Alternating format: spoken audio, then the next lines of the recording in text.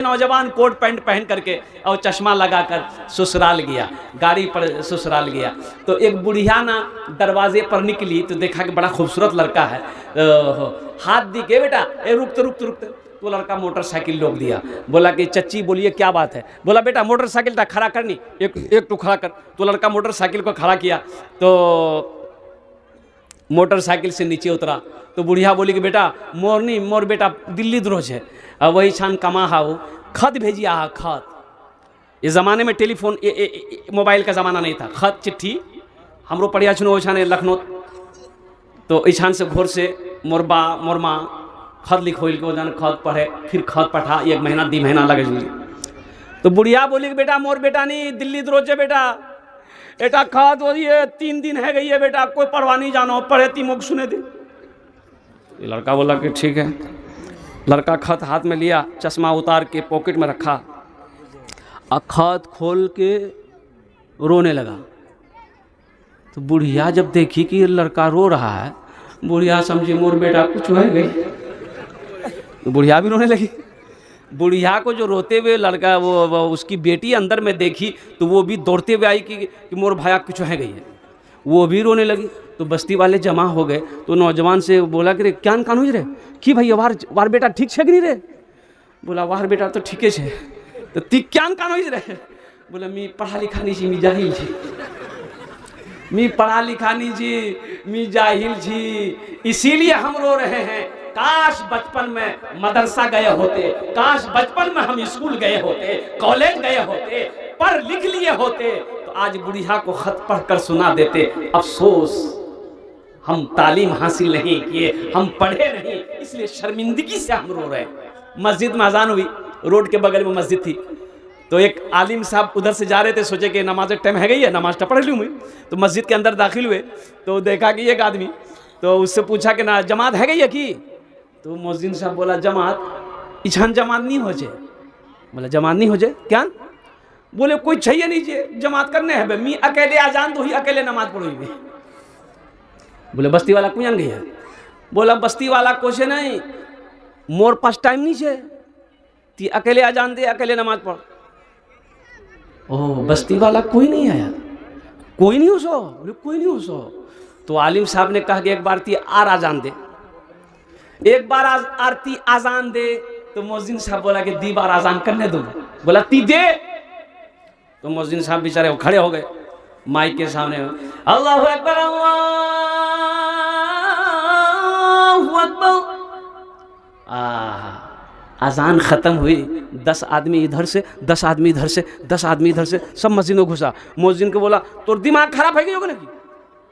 बोला क्या 2 बार आजान हुए, 2 बार आजान कोई दीजिए मस्जिद तो 1 बार आजान हो जाए 2 बार। तो आलिम साहब बोला कि पहली मर्तबा आजान हुई थी तुमरा सुनिया लो। बोला सुनिया लो, हमरा तो घरों सुनू। बोला अच्छा क्या नहीं ओसलो, क्या नहीं ओसलो।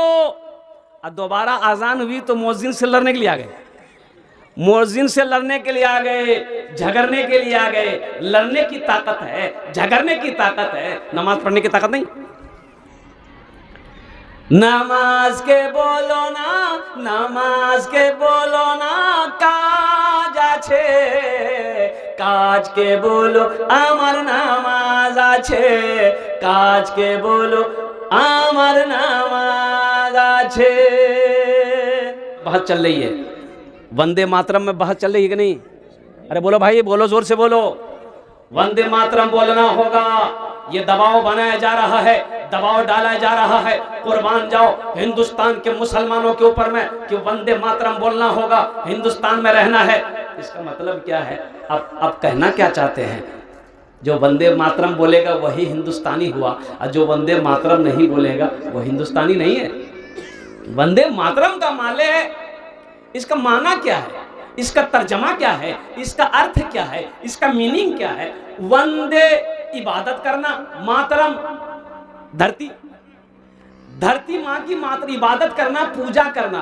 तो एक मुसलमान सिवाय अल्लाह के किसी की इबादत ना किया है, ना करेगा इंशाअल्लाह। हम अल्लाह की इबादत करते हैं, अल्लाह ने हमें पैदा किया है।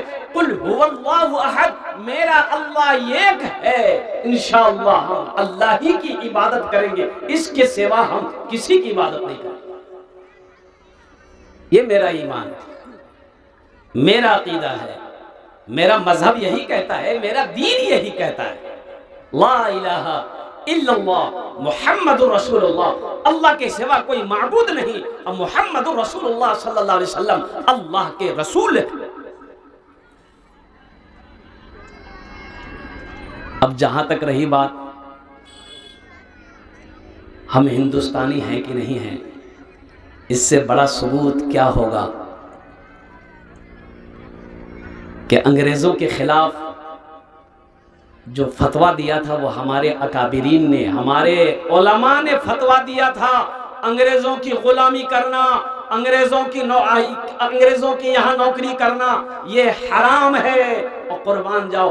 अंग्रेजों ने हमारे उलमा को इस फतवे पर फांसी पर लटकाया था और लटकने वाला कोई और नहीं, मुसलमान था। बहुत सारे तराना है, अल्लामा इकबाल ने जो तराना कहा, सारे जहां से अच्छा, सारे जहां से अच्छा हिंदुस्तान हमारा, सारे जहां से अच्छा हिंदुस्तान हमारा, हम बुलबुले